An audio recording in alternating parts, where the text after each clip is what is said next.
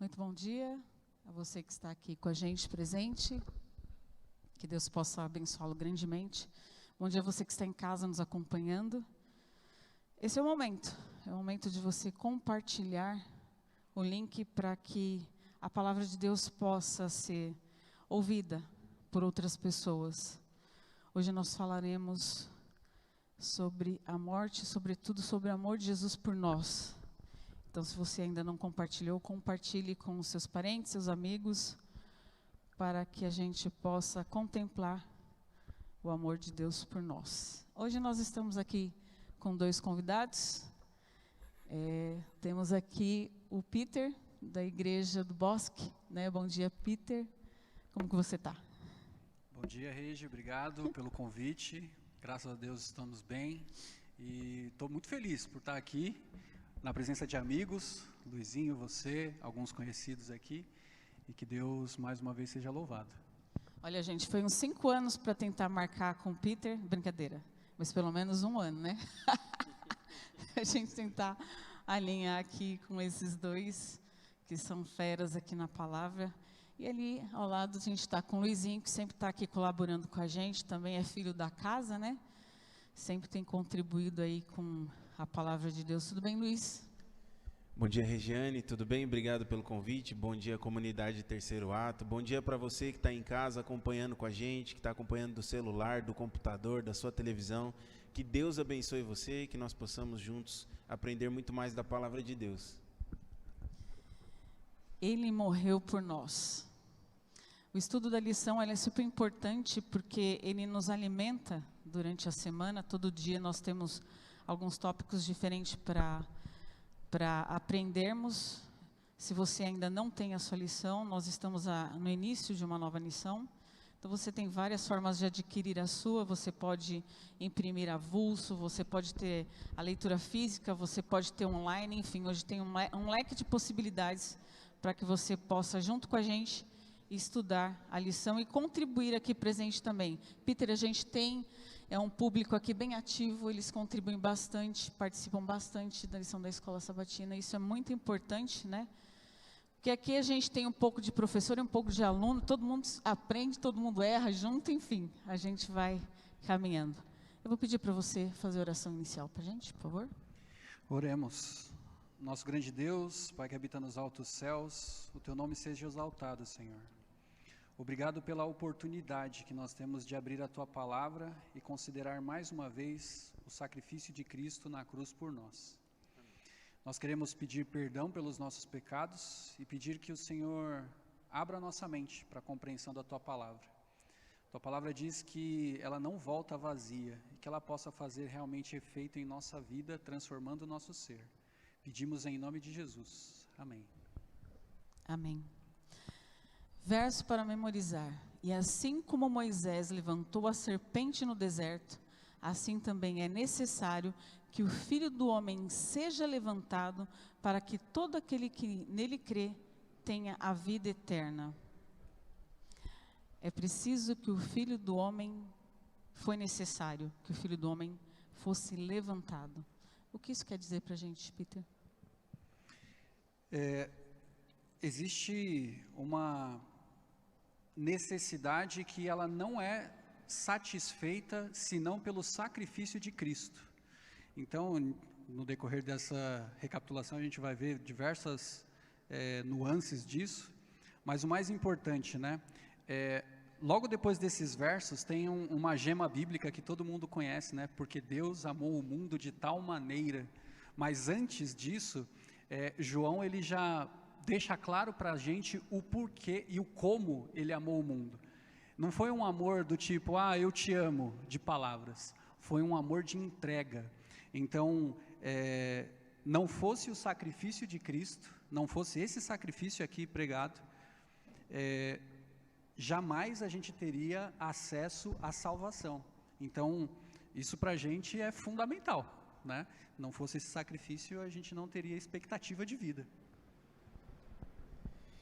Existe um ponto interessante também aqui, que extrapola um pouco o texto da lição, e analisando o contexto da situação, quando nós falamos sobre morrer por nós, dentro da tradição judaica, a crença era de que o Messias não morreria e de que o governo dele seria eterno. E o governo de Jesus, de fato, é eterno. A prova é que milhares de anos se passaram e o cristianismo só cresce. Isso já está comprovado. O ponto é que, fisicamente, o Messias não poderia morrer, acreditando na tradição. E aqui Jesus está olhando para um dos líderes dos judeus, né, um dos membros do Sinédrio, que era Nicodemos, uma das pessoas mais importantes entre os judeus, e ele diz assim: é necessário que o Filho do Homem seja levantado.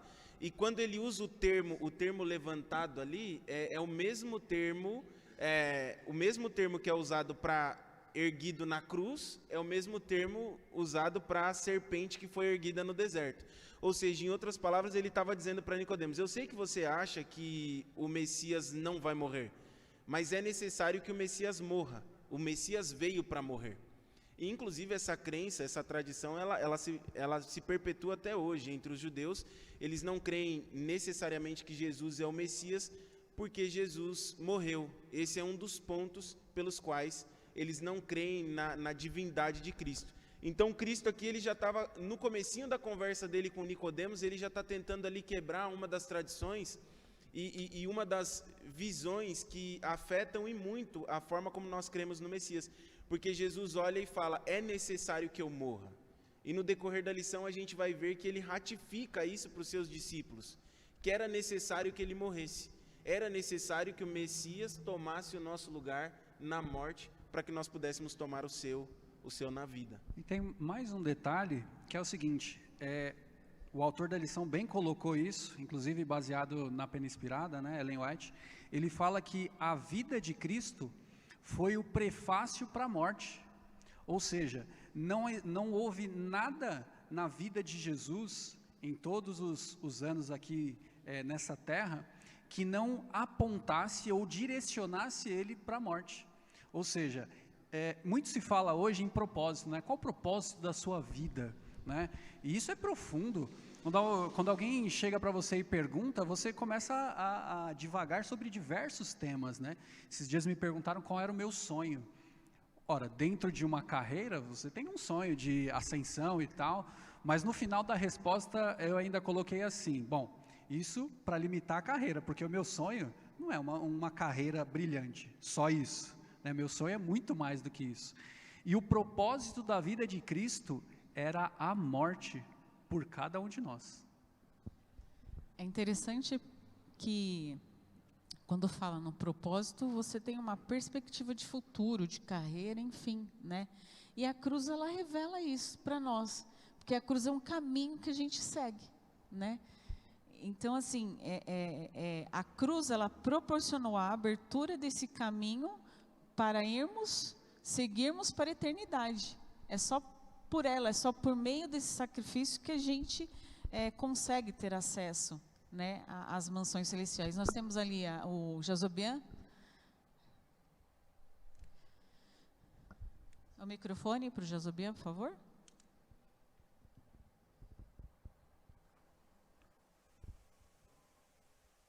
Acho que deu certo já. Pode ir. Só um segundo.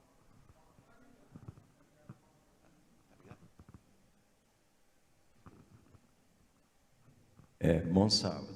Opa, saiu bastante agora. Aumentando aí a informação que o Peter e o Luizinho estão falando, o é necessário é porque havia uma dívida que nenhum outro ser humano podia pagar. E na lei de Deus é necessário você pagar. Ele diz lá: toda alma que pecar, essa morrerá, é o pagamento. Se nós morrêssemos, nós não tínhamos como retornar, né? Jesus aqui vai fazer uma atividade que só ele podia fazer. Como nós vamos ver na próxima lição, ele pagou um preço que nós não tínhamos como pagar. E é muito interessante porque o é necessário você fazer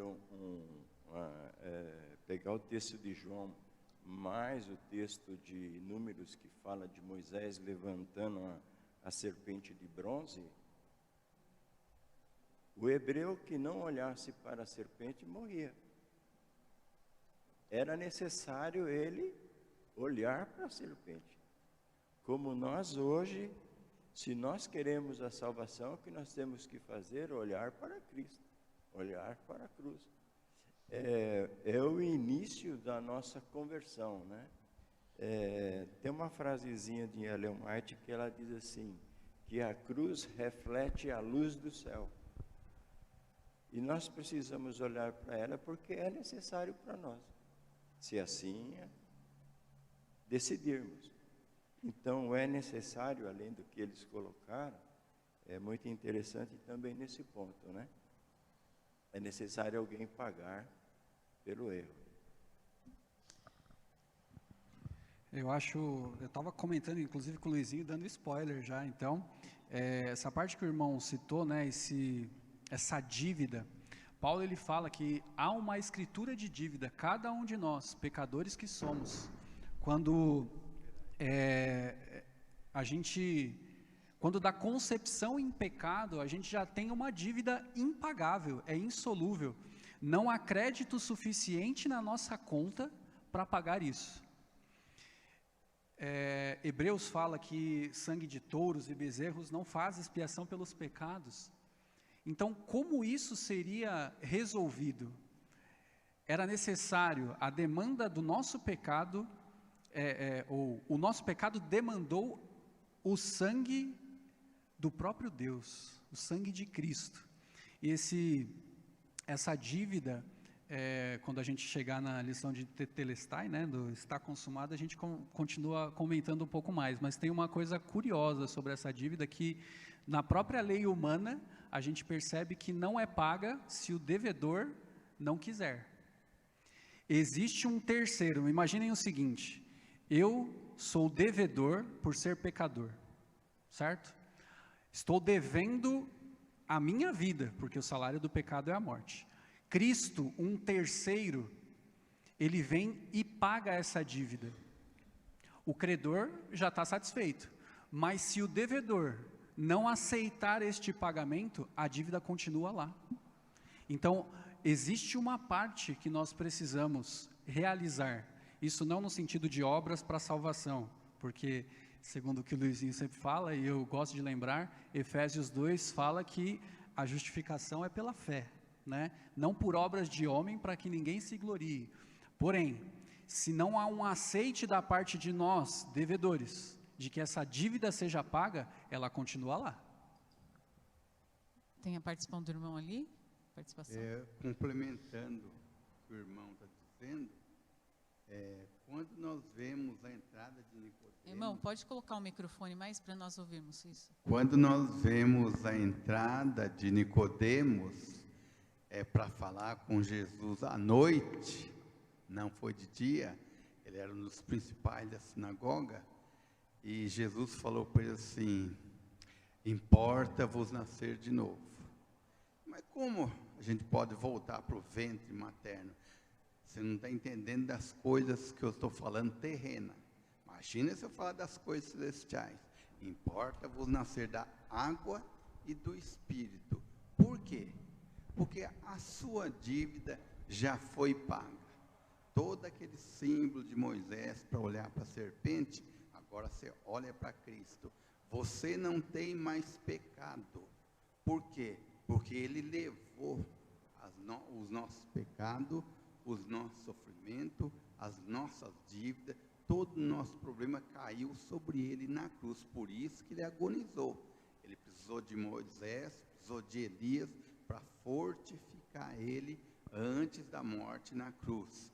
E Ele morreu antes que os outros, não precisou nem quebrar nenhum osso, como estava escrito na profecia. E em 1844, Ele entrou do lugar santo para o lugar santíssimo, e a qualquer momento fechará a porta da graça. Nós temos não preparado, porque quem nos prepara é Jesus Cristo. Ele já morreu, E o Espírito Santo nos ajuda a entender a Escritura Sagrada, que é muito difícil para o leigo. É só através do Espírito Santo. Então, nós hoje estamos salvos pela morte de Jesus Cristo e não pelos nossos sacrifícios, porque senão Abraão não fez obra e foi justificado pela fé. E nós somos remanescentes de Abraão. Perfeito. Fazendo a menção ali que o irmão fala sobre nascer de novo, é importante a gente lembrar que para você decidir morrer por alguém, é muito amor, né? Eu não sei se a gente teria coragem de fazer isso pelos nossos. Será que eu teria coragem de morrer por um filho, por alguém? E houve esse entendimento que era necessário morrer. E o morrer também é nascer de novo. Eu sempre penso na referência de o bebê, quando ele nasce, ele precisa da orientação dos pais para falar, para andar, para comer, né? Precisa todo. E o nascer de novo em Cristo é a mesma coisa. A gente vai começar tudo de novo, todo esse entendimento novamente, entender o que é o amor de Jesus e todo esse contexto, né? E falando em propósito, olha que interessante, o amor de Deus era tão grande que antes mesmo de nascermos, antes de tudo, ele já havia, na entrada do pecado no mundo, ele já havia pensado numa situação para que nós pudéssemos ser salvos, né, para que pudéssemos nos resgatar novamente. Não é isso, Peter? Então, Regi, falando sobre desde antes da fundação do mundo, né? Isso me leva a entender que Deus não é pego de surpresa. Nós temos surpresas várias, né? Você estava me contando de uma surpresa aí que você teve essa semana. Você estava no carro e do nada você se viu no meio de uma manifestação, estava com os filhos no carro, precisava sair dali. Deus não é pego de surpresa. Quando o homem caiu em tentação, o primeiro casal caiu em tentação, não foi ali que Deus fez um plano, né, traçou ali um plano e colocou em execução, não. Antes da queda havia um plano, e isso me leva também a entender o seguinte, né, alguém pode pensar assim, bom, se ele tinha um plano, quer dizer que foi ele que criou o mal. Não, na realidade ele nos dotou de livre arbítrio. Então, fizéssemos nós a escolha que os demais mundos não caídos fizeram de não cair, o plano estaria ali e não precisaria ser executado. Mas uma vez que ele nos dotou de livre-arbítrio e nós usamos esse livre-arbítrio de forma errada, equivocada, aí o plano entrou em execução. Mas ele já existia. A presciência de Deus faz com que ele não seja pego de surpresa. Então, por óbvio que seja, desde a fundação do mundo, quer dizer, óbvio, depois de muito tempo da fundação do mundo, né, nós vemos aí Jesus pregado na cruz. Portanto, ele não tinha morrido corporeamente, mas o plano já existia. Portanto, e como palavra de rei não volta atrás, né, Deus havia estabelecido, assim seria e assim foi, né? Eu pretendo ler 2 textos rápidos aqui para a gente refletir. Vocês já parafrasearam um deles várias vezes. Apocalipse capítulo 13, verso 8, diz assim: e adorá-lo-ão todos os que habitam sobre a terra, aqueles cujos nomes não foram escritos no livro da vida do Cordeiro que foi morto desde a fundação do mundo. E um outro texto de uma escritora americana, que nós, adventistas, cremos ser profetisa. O texto dela não sobrepõe a Bíblia, mas é um texto que nos ajuda a compreender os textos bíblicos. E ela diz assim: o plano da nossa redenção não foi um pensamento posterior, formulado depois da queda de Adão. Foi um desdobramento dos princípios que, desde os séculos da eternidade, tem sido o fundamento do trono de Deus. Dentro da administração empresarial, da contabilidade empresarial, existe algo chamado regime de prudência, não é, Peter? O regime de prudência, né, é um dos princípios, né? E você trabalha baseado num conceito, inclusive existe uma frase chinês que ilustra muito bem isso para mim. Você espera pelo melhor, se prepara para o pior e administra o que vier. E é interessante que quando a gente fala sobre Jesus ser o Cordeiro que morreu desde a fundação dos séculos, aí a gente entra nesse paradoxo que o Peter colocou. Então parece que Deus criou o mal, Mas é interessante que quem é pai, quem é mãe aqui provavelmente vai concordar comigo, e quem é psicólogo provavelmente também. Existem duas gestações, por exemplo, quando você vai ter um filho. Existe a gestação física, né, ali a do ventre, e existe a gestação psicológica, a gestação emocional. Por isso que quem perde, por exemplo, um filho no meio do caminho ali sofre muito, sofre um luto muito doloroso. Por quê? Porque o filho estava sendo gerado aqui dentro. A gente precisa entender também o seguinte, que quando Deus ele cria, primeiro vamos falar de Lúcifer, quando ele cria Lúcifer e depois quando ele cria a humanidade, ele já tinha gerado Lúcifer e a humanidade aqui dentro. Ele já tinha sonhado, ele já tinha previsto, ele já tinha amado, né? Tem gente que fala assim, por que Deus não destruiu o diabo? Aí eu falo, quando seu filho quebrar um prato dentro de casa, você vai matar seu filho? Né? Lúcifer era tão filho de Deus quanto os nossos pequenos são em casa. Então a realidade é que Deus ele já tinha planejado toda a humanidade, inclusive a via de escape, né? Por quê? Porque Deus ele é muito maior e muito mais poderoso do que nós, é óbvio. Então ele se preparou, ele se antecipou ao que pudesse dar errado. Agora, o mais interessante para mim é o seguinte, se Deus se antecipou, sabe? Se Deus se antecipou, se eu sei de um problema antes dele acontecer, eu vou tentar pensar na solução menos dolorosa. Eu sei que aquela cadeira vai cair, então eu vou afastar todo mundo de perto para não cair no pé de ninguém. Mas parece que Deus ele pensa na solução mais dolorosa. Ele fala, se a humanidade pecar, se a humanidade cair, eu morro. Ele podia falar, se a humanidade pecar, se a humanidade cair, a gente destrói a humanidade, apaga a mente de todo mundo no universo e começa de novo. Era menos dolorosa para ele. Mas ele fala, não, se a humanidade pecar, se a humanidade cair, eu morro. Isso é o mais curioso, Luizinho, é que é o mais doloroso para ele. Exatamente. Não é para nós. Exatamente. Porque na nossa justiça humana, finita, imperfeita, incapaz de sondar a onisciência de Deus, né? Se é onisciente, realmente a gente não conseguiria sondar, mas a gente pensa assim, aquele que deve tem que pagar. Então, se você fez uma dívida, contraiu uma dívida, você fez o mal a alguém, tem que pagar.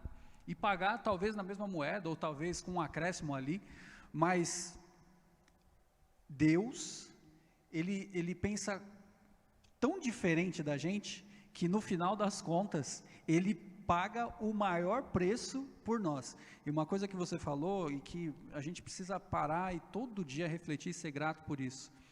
Deus não nos salva de forma geral, né, por atacado. Não é assim. Luizinho disse que ele pensou em nós. E aí, eu me lembro de um pregador que ele falava assim, pega assim o dedinho, ele pensou em mim. Quando ele projetou o plano da salvação, ele pensou em cada um de nós. Ele pensou no Peter, no Luizinho, na Regi, em cada uma das pessoas deste mundo. Ele não morreu para geral, ele morreu por cada um dos seus seres criados. Só um minutinho. É importante quando fala de pena, de pagar o preço, eu gosto muito de uma frase que eu li, que fala assim, paga-se a pena, mas não paga-se o crime. Os nossos pecados foram pagos, mas as consequências não. E a gente precisa lembrar disso, né? O irmão tem uma participação? Sim, eu gostaria só de salientar nessa questão do tema de hoje, que está sendo colocado aqui na lição, de domingo ainda, né? A presciência divina, ela não é causativa. Não é porque Deus sabe o fim desde o começo que Ele determina que tal caminho seja seguido. Um outro fator que vem corroborar com essa ideia é, por exemplo, uma ilustração que a gente parte daquilo que é conhecido para aquilo que é desconhecido. Todo condutor, todo motorista, ele entra no carro da partida e vai embora. Ele não fica desesperado que o pneu vai furar. Ele vai viajar. Ele não sai para viajar e vai dizer assim, estou feliz porque eu vou viajar e porque o pneu vai furar.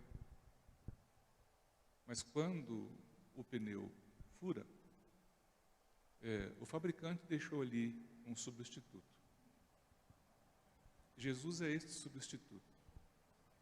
por isso que foi mencionado aqui o texto de Apocalipse 13.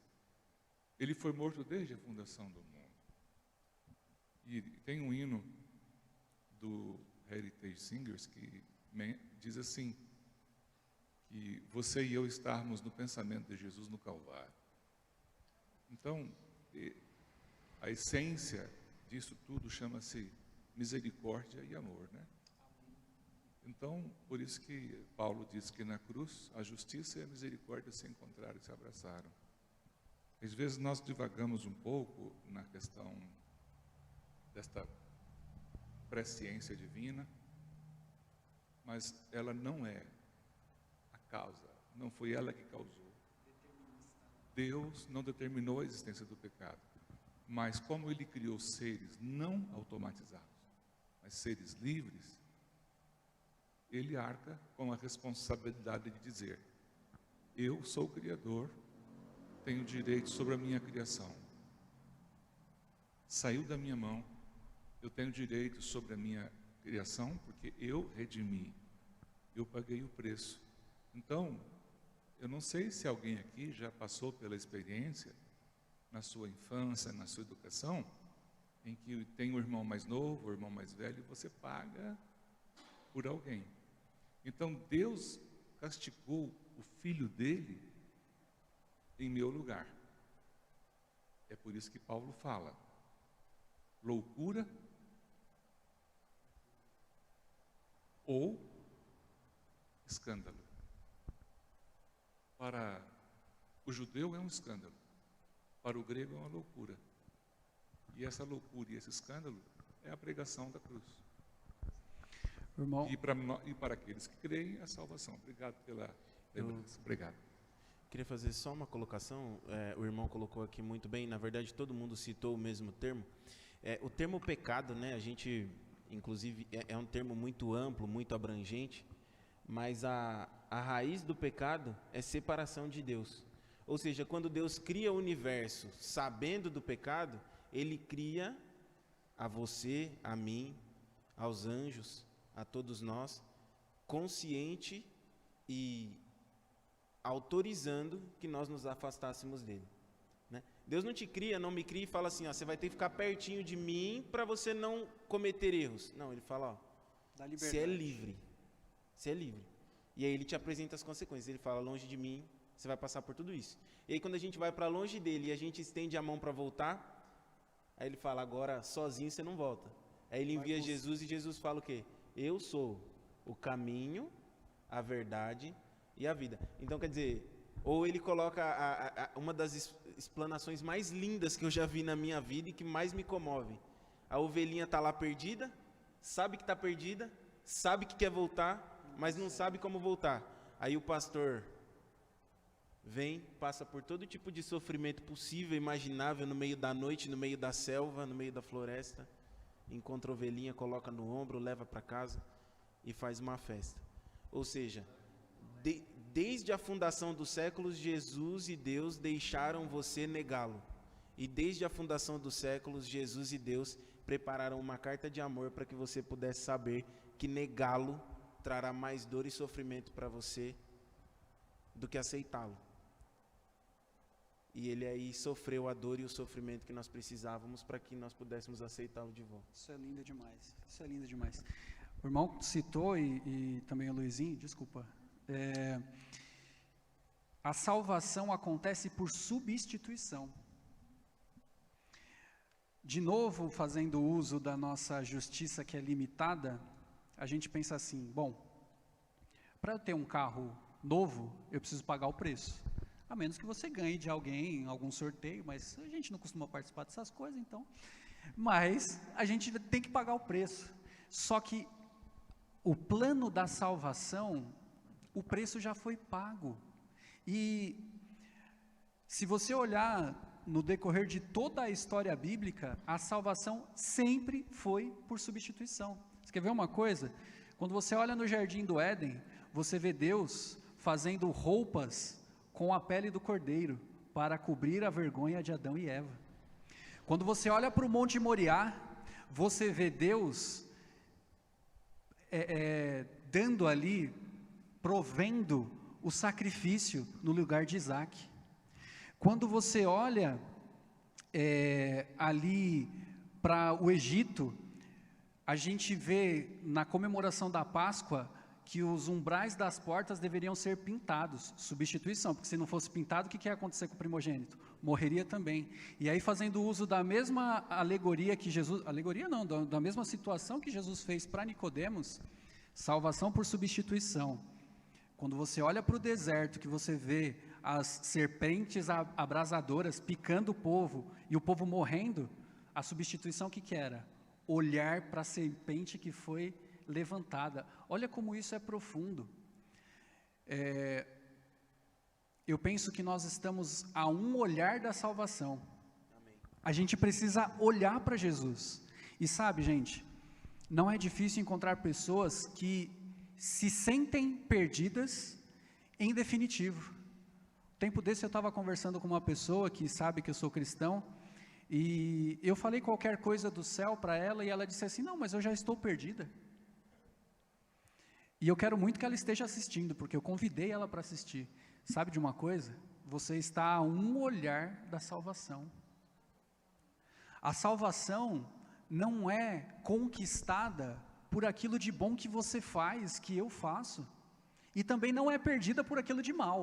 É óbvio que se você continuar na maldade, você está declarando que você quer continuar longe da salvação, longe de Jesus. Mas a salvação nunca foi uma moeda de troca por aquilo de bom que você consegue fazer. E é isso que me traz esperança, que me traz conforto, porque a gente sempre costuma dizer, né? Quando eu olho para mim, poxa, eu não mereço nada, eu só vejo perdição, porque eu não sou bom o suficiente. Eu olho para a lei de Deus, aqueles 10 princípios que estão tão acima da minha possibilidade, e eu falo, Senhor, não há salvação para mim.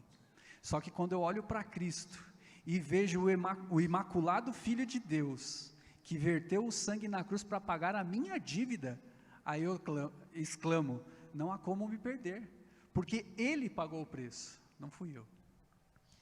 É interessante que nesse texto da escritora Ellen White, que fala sobre o plano de salvação, ela fala também do desdobramento dos princípios.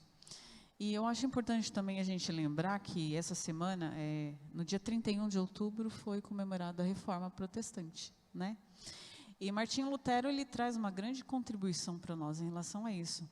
Porque ele revela assim, Deus não é apenas um juiz justo e severo, mas também um pai que ama as pessoas que criou e enviou seu filho ao mundo para resgatar seus filhos. E aí ele traz 4 princípios, né? Ele fala, o primeiro princípio, a Bíblia é a única referência da verdade. O segundo princípio é que a salvação é por meio da graça. O terceiro princípio é que Jesus, através da sua morte, pagou a pena. E a morte foi uma ponte entre o homem e Deus, né, da separação do pecado. E o quarto princípio é que somos salvos pela fé. Então, tudo isso que foi falado pelo Peter, olha que amor, olha que cuidado, olha que preocupação, olha a proteção de Deus por nós, né? Um dos pilares que você colocou, se você me permite, é a Bíblia. E é importante também que a gente, pela fé, procure a salvação no lugar certo. Porque, só pegando um ganchinho rapidinho no que o Peter colocou aqui, sobre a vida de Jesus ser um prefácio da cruz, ele em diversos momentos, ele coloca que ele morreria. Ele coloca para Nicodemos, ele coloca para os discípulos, ele coloca para Pedro, e lá bem perto da hora de sua morte, Pedro ainda vem para ele e fala, Senhor, para, não vai morrer não. Fica tranquilo, é só não ir lá. E aí Jesus até olha para Pedro e fala, arreda de Satanás e tal.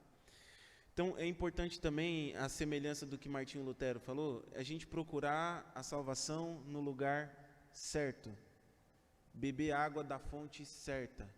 Porque senão a gente vai começar a ficar confuso e, consequentemente, a gente vai acabar, na verdade, encontrando a perdição e não necessariamente salvação. Aqui na segunda-feira, né, que fala sobre o prefácio à cruz, traz o seguinte: as reações dos discípulos às predições de Jesus. Então, de uma certa forma, assim, Pedro, na postura dele, ele estava tão preocupado, ele se preocupa, mas Senhor, né, você vai se entregar, você vai morrer e não vai fazer nada, né, não vai fazer nada por você.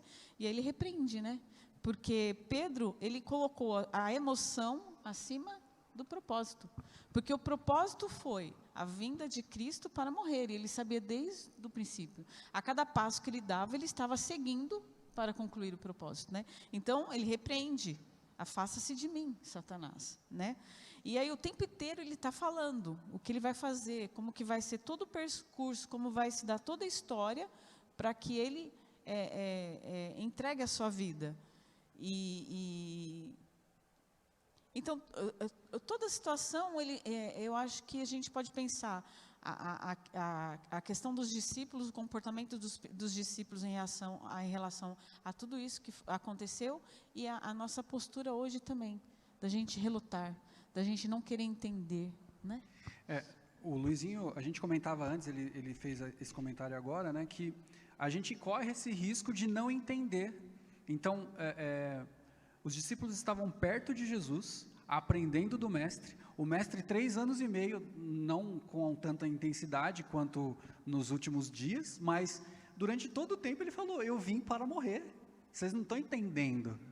E talvez eles estivessem pensando que era uma linguagem figurada, algo que Jesus estava sendo exagerado de alguma maneira, catastrófico, mas de fato ele veio por um plano, cumprindo esse plano, e não arredou 1 milímetro sequer desse plano, tanto que no jardim de Getsêmani, prostrado pelo peso dos nossos pecados e também pela separação do Pai, ele chega a orar: Pai, se possível, afasta de mim esse cálice. Ali era Jesus humano, ele estava sentindo a separação de Deus. E sabe, quando eu olho isso, eu peço: Senhor, coloca esse sentimento de necessidade de Ti, tanto quanto Jesus estava necessitado ali, porque Ele disse: se possível, afasta de mim esse cálice, não porque Ele estava com medo, com receio, mas porque Ele estava sentindo a separação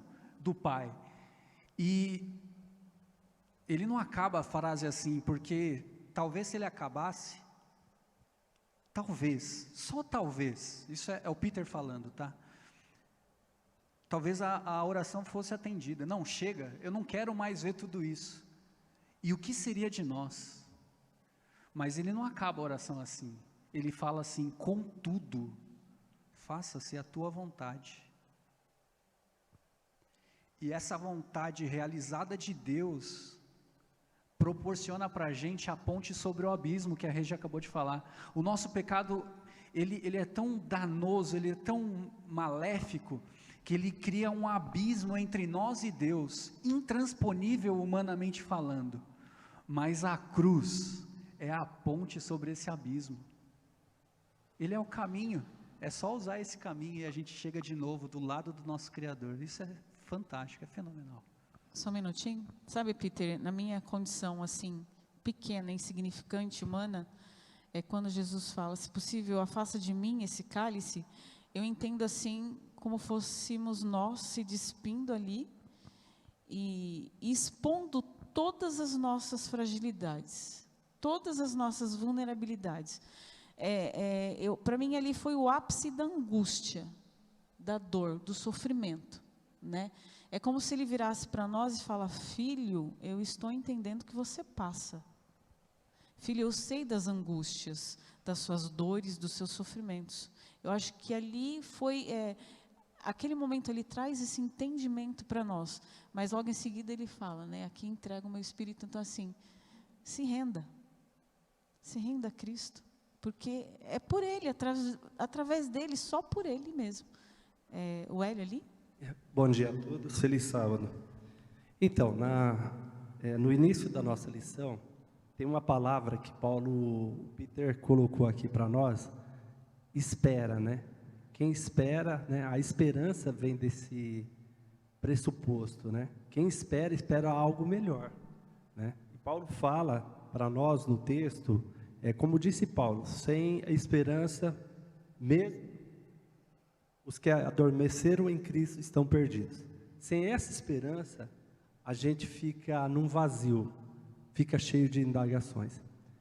Quando nós colocamos a estudar a palavra de Deus, essas narrativas que o mundo tenta colocar sobre o cristianismo, elas caem por terra.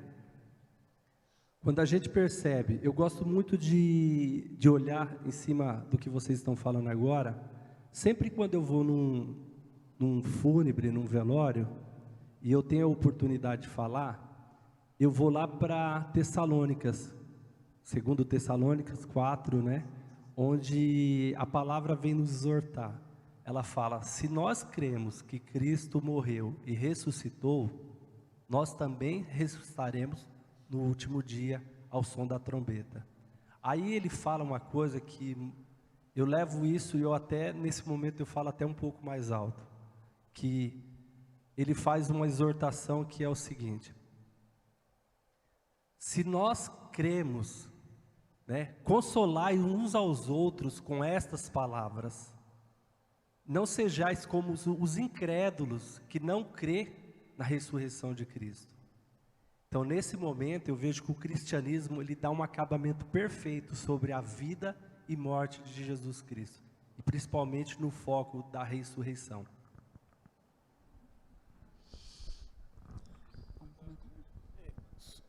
Sim. Enquanto o microfone está chegando para o irmão aqui, o Hélio colocou ali a questão da ressurreição de Cristo. E na verdade a ressurreição de Cristo, do ponto de vista teológico, ela é a sustentação do cristianismo, né? Porque se Jesus não ressuscitou, consequentemente, e o sacrifício dele também não foi aceito, né? Se ele não ressuscitou, o microfone ali pro irmão aqui, ó. Ele lá, né? Depois você. Okay. Se Jesus não ressuscitou, consequentemente, a nossa fé é vã. Ou seja, se nós cremos que Jesus ressuscitou, e aí a Regiane colocou aqui, dia 31 foi a Reforma Protestante, né? Dia 2 foi dia dos finados. Se ele ressuscitou, a gente consegue viver a vida de uma forma mais tranquila. Não que a gente não vá sofrer pelos mortos, a gente estava conversando ali, né, Peter? O cristão, ele passa por luto, ele passa por dor, ele sofre, e tem que sofrer, você não é uma máquina. Quando você perde alguém, quando alguém morre, e esse alguém é importante para você, você tem que sofrer. O luto, ele é fisiológico, e se não for vivido da maneira correta, ele é patológico.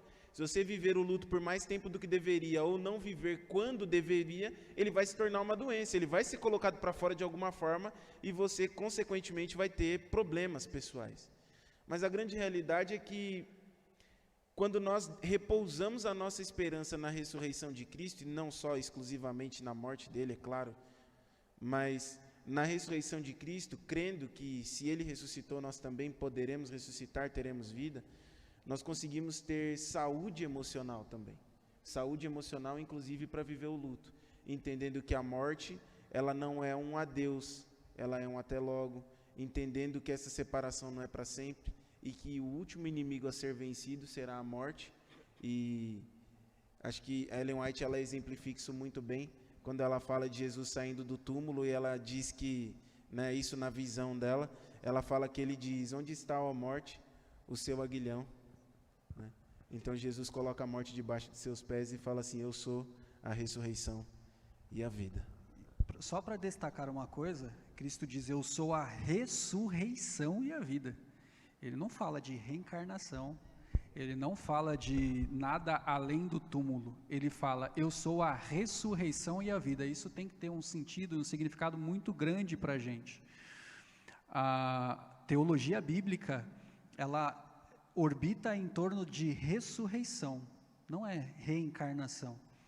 Tanto assim que nas lições anteriores, né, a gente vê Lázaro voltando depois de 4 dias de morto e não fala nada do que aconteceu no além. Porque, de fato, nada há no além.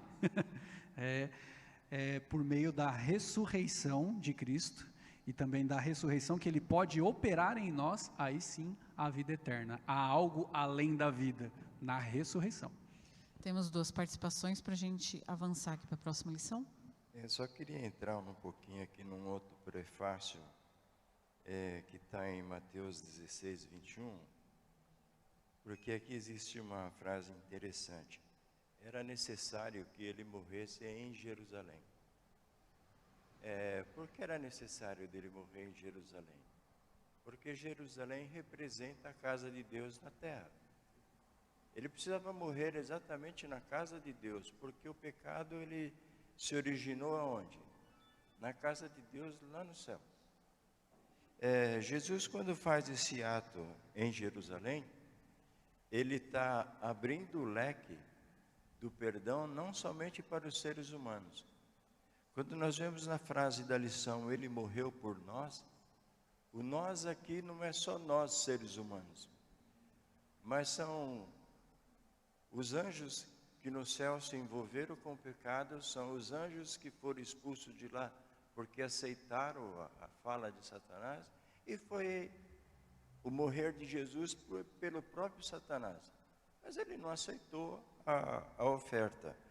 Então, era necessário dele morrer em Jerusalém para que a sua morte fosse abrangente universalmente, não somente planetária.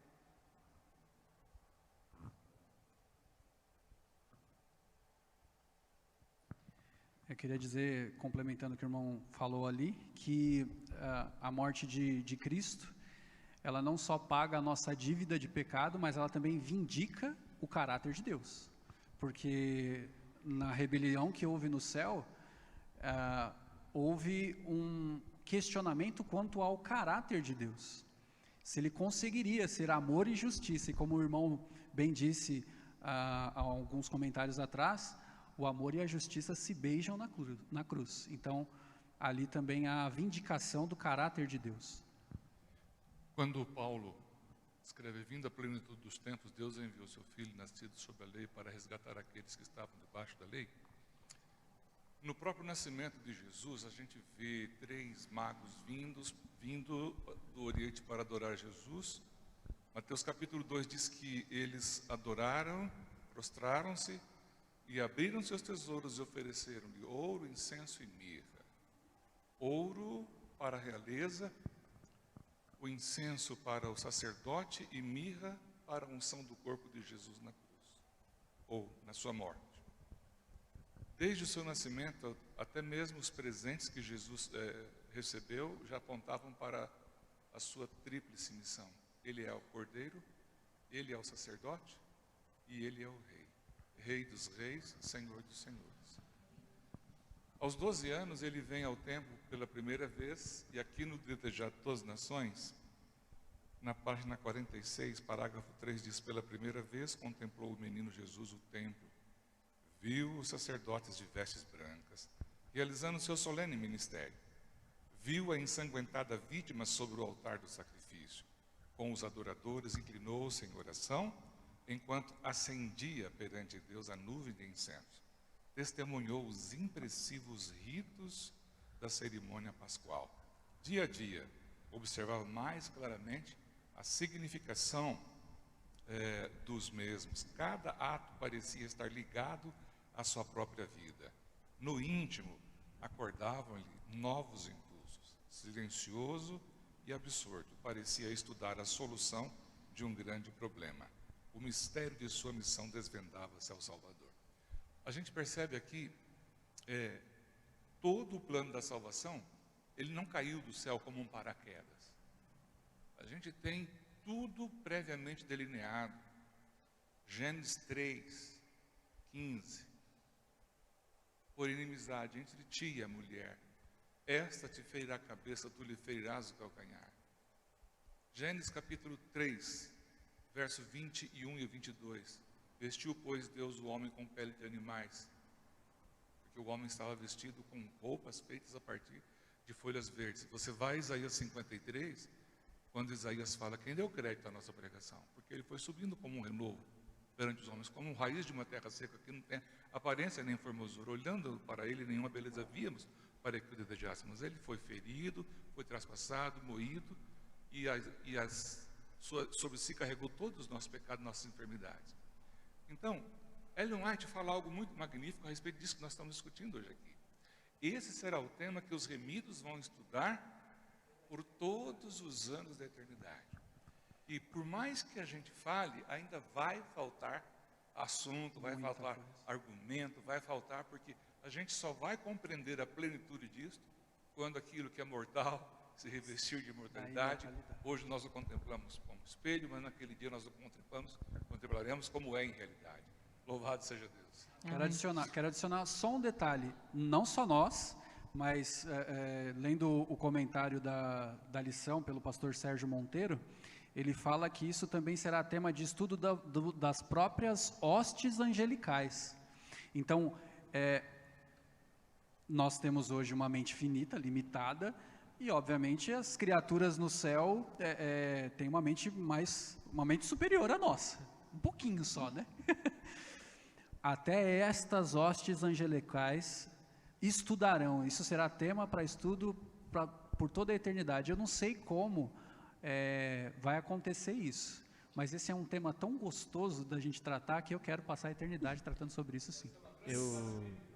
Eu quero só duas frases, né? Eu acredito que nós vamos ter na eternidade 2 grandes mistérios a desvendar: o da iniquidade, né? Como alguém do lado de Deus, vivendo na glória de Deus, conseguiu se corromper, como Lúcifer, e o mistério da graça, né?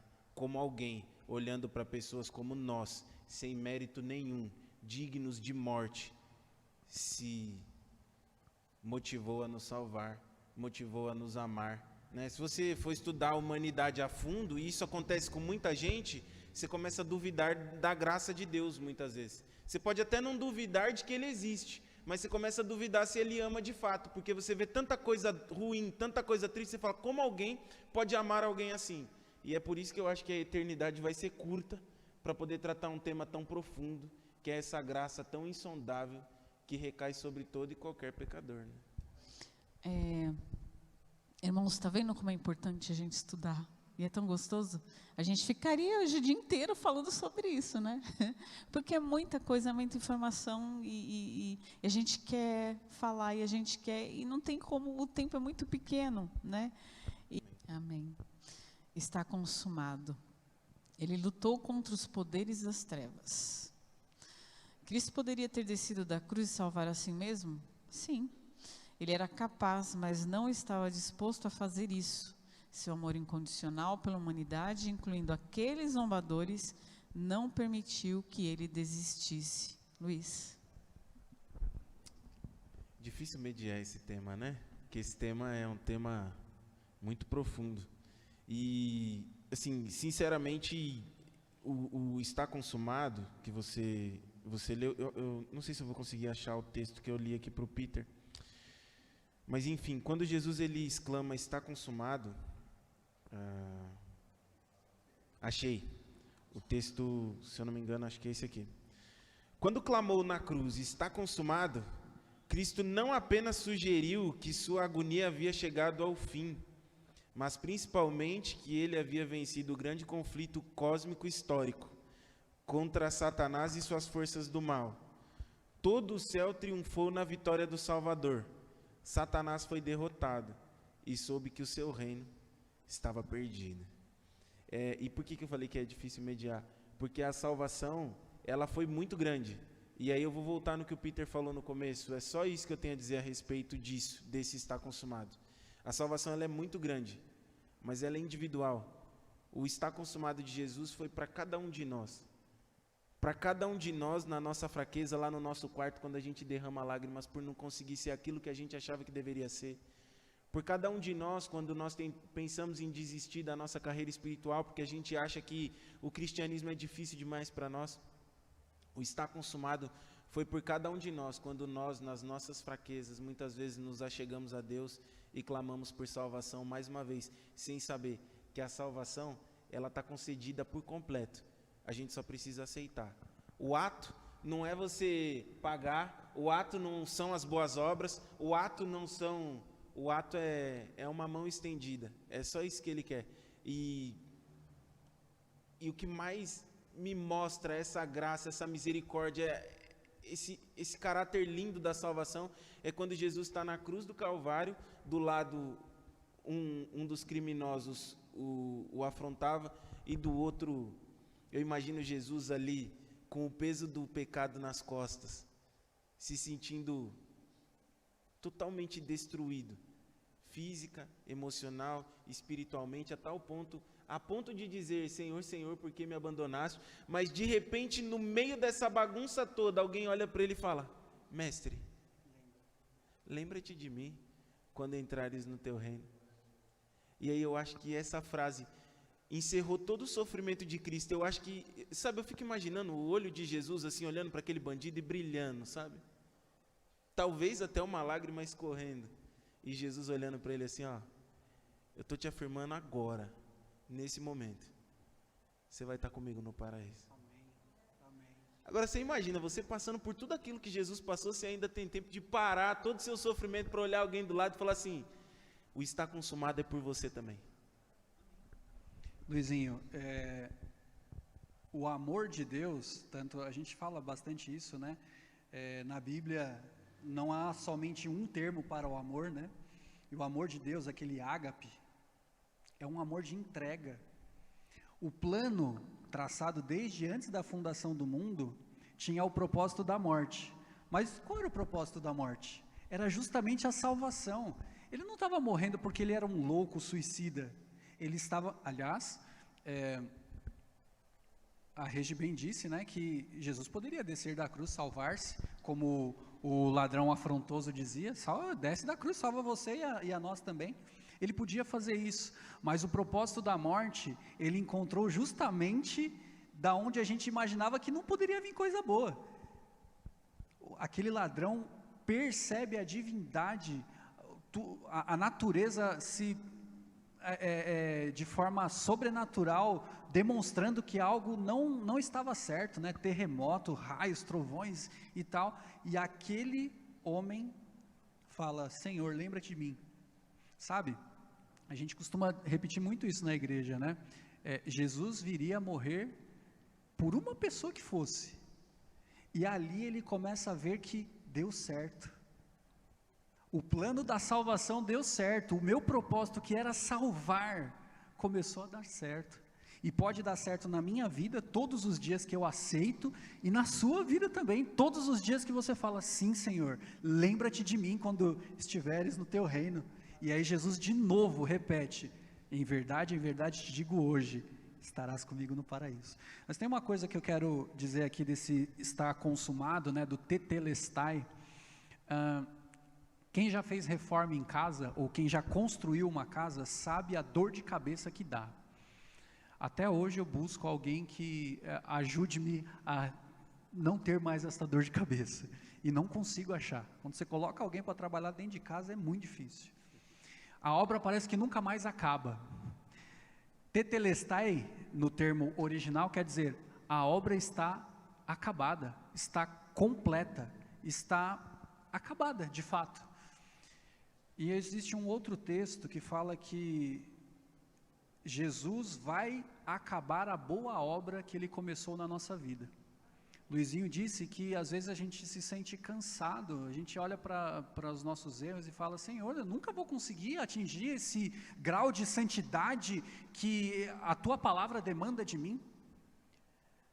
Só que aquele que começou a boa obra na sua vida, se você permitir, na verdade, se você continuar permitindo, Ele vai acabar essa boa obra. E esse tetelestai, pela obra da salvação geral, Jesus bradou da cruz, mas Ele pode bradar na nossa vida cada um dos dias que nós, de novo, renovamos os nossos votos com Ele. Amém. Tetelestai, a obra não está... Sabe aqueles avisos que a gente costuma ver quando tem alguma coisa acontecendo de obra? Olha, desculpe o transtorno, estamos em obra. Desculpa o transtorno que eu, meu irmão, causo na sua vida, mas Jesus está em obra no meu coração. Amém. E Ele vai clamar em um tempo que está determinado por Ele, tetelestai, a obra está acabada, está pago o preço, está terminado. Então a gente está em construção ainda, mas logo mais a gente vai ter um tetelestai na nossa vida também. E pegar o gancho do que você falou comigo mais cedo, o tetelestai implica que quem deve precisa aceitar o pagamento de Cristo. Então não adianta a gente achar que porque Jesus morreu, porque ele sofreu, porque ele fez a obra, a gente precisa dar um passo de fé em direção a Jesus. E não há momento melhor do que agora. Não há momento melhor do que hoje. Que maravilha, né? Como é bom. O significado da cruz. Eu sou o caminho, a verdade e a vida. Ninguém veio ao Pai senão por mim. Morte é vida, né? E como é bom a gente saber que Cristo fez isso por nós. A gente não consegue mensurar esse sofrimento, a gente não tem essa capacidade, e nós mesmos não suportaríamos passar por isso. Não teríamos a menor condição de oferecermos nada, de fazermos nada por nós mesmos, né? E Jesus, em sua grandiosidade, em seu amor pleno, fez isso por nós, né, Peter? Regi, é curioso esse significado da cruz, né? O que a gente abordou na lição de quinta-feira, porque a gente vai num elevado aí de conhecimento, né? A lição sempre ela começa do mais básico e vai ficando cada vez mais difícil. É tipo as séries assim, quando a gente vai passando, né, de ano. E alguém pode levantar o questionamento: ué, Deus não é imortal? Se Jesus é Deus, como é que ele morreu? Porque Deus é imortal. Será que teve alguma coisa nesse intervalo entre essas duas assertivas que eu perdi, que eu deixei de compreender ou perceber? O fato é que a morte que Cristo ele enfrentou na cruz não foi a morte do sono, como ele ensinou para a gente nas lições anteriores, né? Quando Jesus olha ali determinadas situações de morte, fala: não, mas ele dorme, ela dorme. E aí o povo nem entende, né? Como assim dorme? Se dorme vai acordar, né? Mas não foi essa morte que Jesus sofreu. O nosso pecado, gente, demanda a segunda morte. Aí pode alguém ficar meio confuso, né? Como assim segunda morte, primeira morte? A gente sabe que biblicamente existem duas mortes, né? Uma morte até a volta de Cristo, ou até o seu retorno depois dos 1000 anos, e a segunda morte, que é a morte eterna, para a qual não existe mais oportunidade de vida. O nosso pecado, ele não só nos condena à primeira morte, da qual Cristo, para aqueles que morreram crendo em seu nome, vai ressuscitar, mas demanda a segunda morte, que é a morte eterna, é a separação eterna. Quero usar novamente um termo que o Luizinho usou, a separação. Sabe, gente, no decorrer de toda a Bíblia, existe um Deus que está com saudade da sua criatura.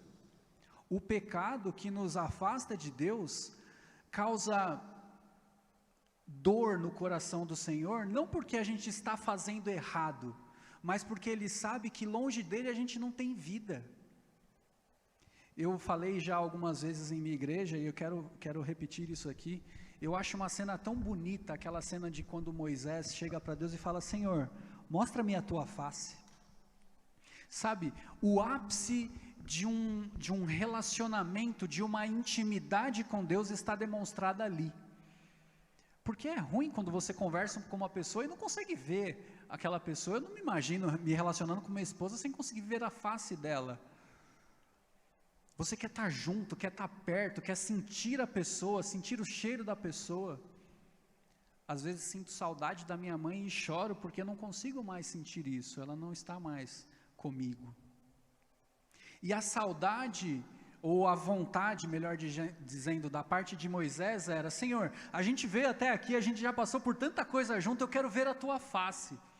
Nada mais natural do que a curiosidade humana, né? Eu quero saber como o senhor é, qual a cor dos seus olhos, qual o tamanho do seu cabelo, se o senhor usa barba ou não usa barba, como é a expressão do seu rosto. Isso é normal da parte humana, mas sabe o que eu vejo de anormal nessa história? A vontade de Deus de se revelar para Moisés, que chega para ele e fala assim: Moisés, eu não posso fazer isso, porque se eu fizesse você seria exterminado. Mas quer saber de uma coisa? Eu vou dar um jeito. Ele pega Moisés, coloca na fenda de uma rocha, cobre Moisés com a sua mão, protegendo, e faz passar toda a sua bondade na frente de Moisés. Sabe, gente, o Evangelho não é só uma tentativa do homem de atingir um patamar de superioridade para atingir o céu, não é isso.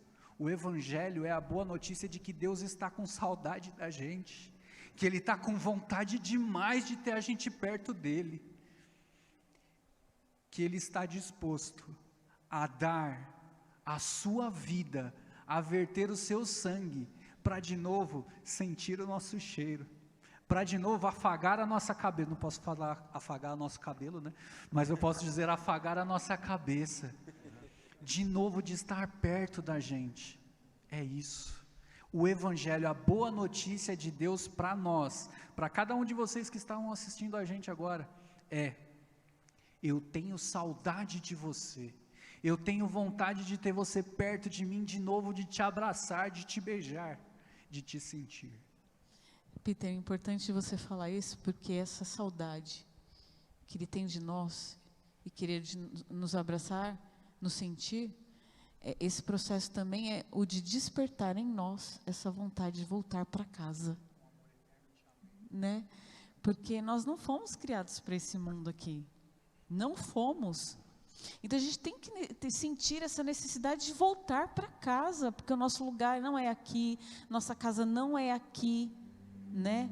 Isso aqui está acabando, está deteriorado, a gente não suporta mais. Eu não sei o que você pensa, mas eu acho que já falei umas 3, 4 vezes aqui, eu não suporto mais, eu quero voltar para casa, né? Eu sinto essa necessidade. Eu acho que é importante também a gente sentir essa necessidade de eu quero voltar para casa. É triste, mas a gente precisa ir caminhando para o final, e eu vou pedir para o Peter e para o Luiz fazer as considerações finais, né? E aí fica o gostinho de quero mais, para você estudar a lição, estar aqui com a gente na semana que vem, porque é muito gostoso.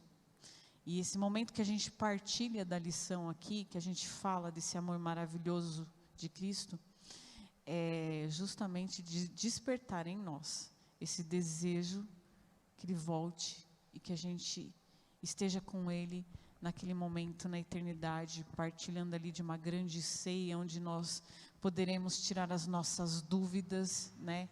E estarmos ali e revermos pessoas também que eu acredito de poder rever meu pai, meus avós, né? Eu tenho esse anseio.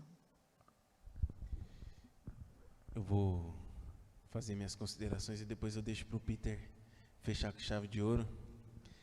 Peter é meu amigo de muitos anos, né? Desde criança a gente é amigo. O Peter conhece bastante a minha história. A esposa dele é minha amiga de berço. E a gente participou de uma semana de oração juntos há pouco tempo atrás, na qual eu preguei, eles estavam organizando. E por que eu estou comentando isso? Porque o que eu vou dizer eu disse lá. Foi talvez a última frase da semana de oração. E nessa semana de oração a gente estava falando sobre a graça de Jesus, sobre a sua misericórdia, sobre a sua salvação. A Regiane puxou um gancho aí para a gente falar sobre o significado da cruz. E eu me lembro quando eu era adolescente, eu dava muito trabalho na escola. Eu não gostava de estudar, dava muito trabalho. Adolescentes que estão em casa, não sigam esse exemplo. Depois que Jesus me transformou, eu descobri que a escola é fantástica, é o melhor lugar para se estar. Mas quando eu era adolescente, eu não tinha essa visão. E minha mãe pagava a escola para mim e tal, ia na reunião, só voltava com informação triste, só chateação. E um dia ela olhou para mim, depois de uma reunião, e ela falou assim: filho, olha o tamanho do sacrifício que a mamãe faz para você poder ter uma escola boa para estudar.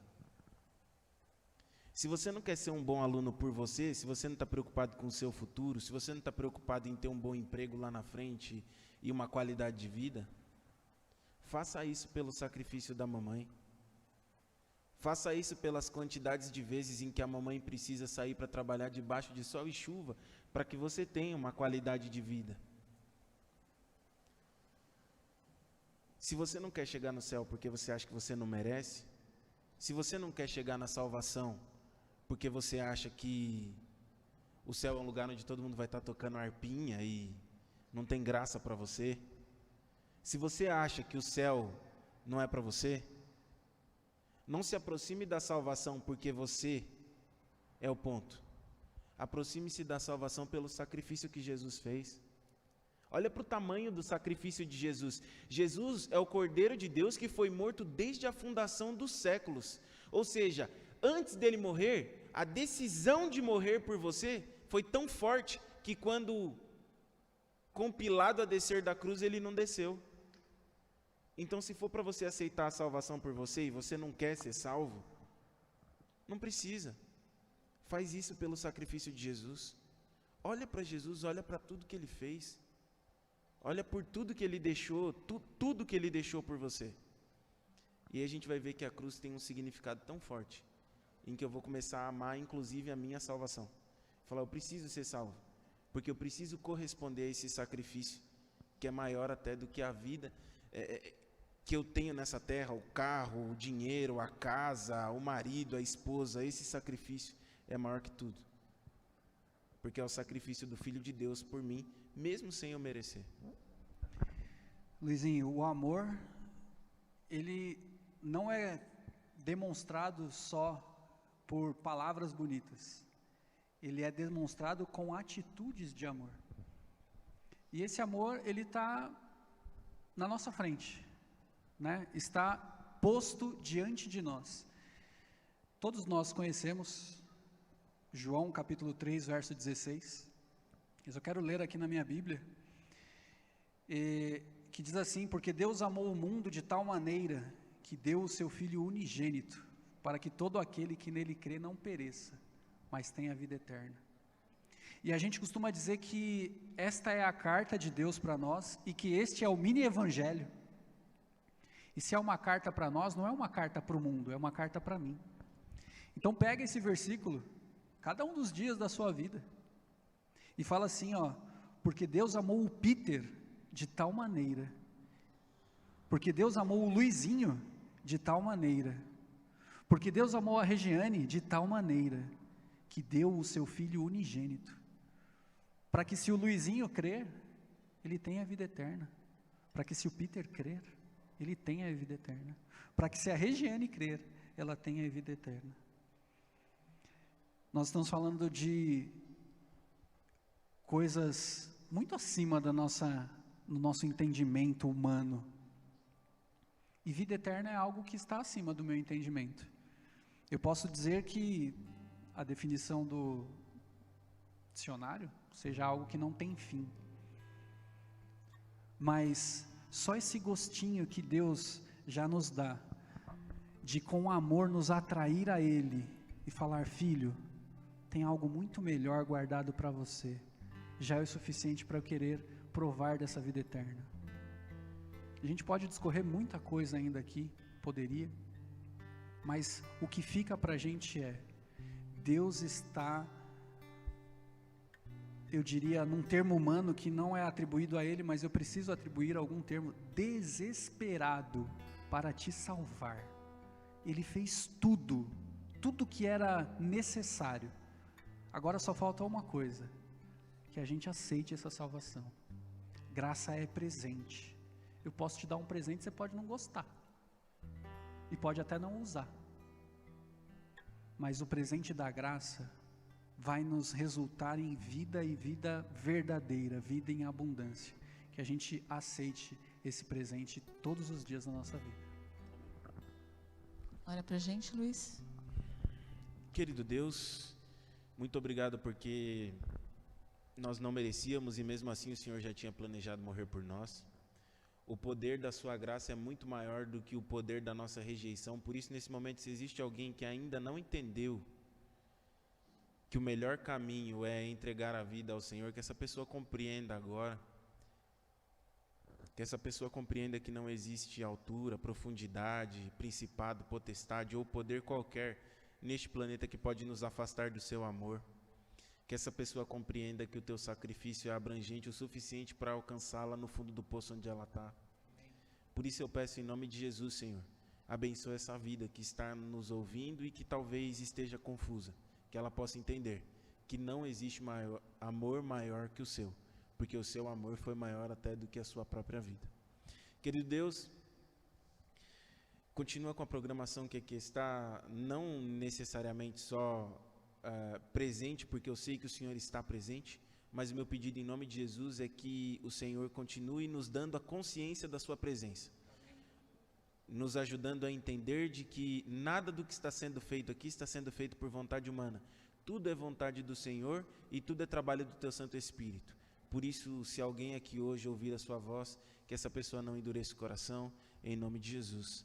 Amém, Senhor. Luiz, obrigada.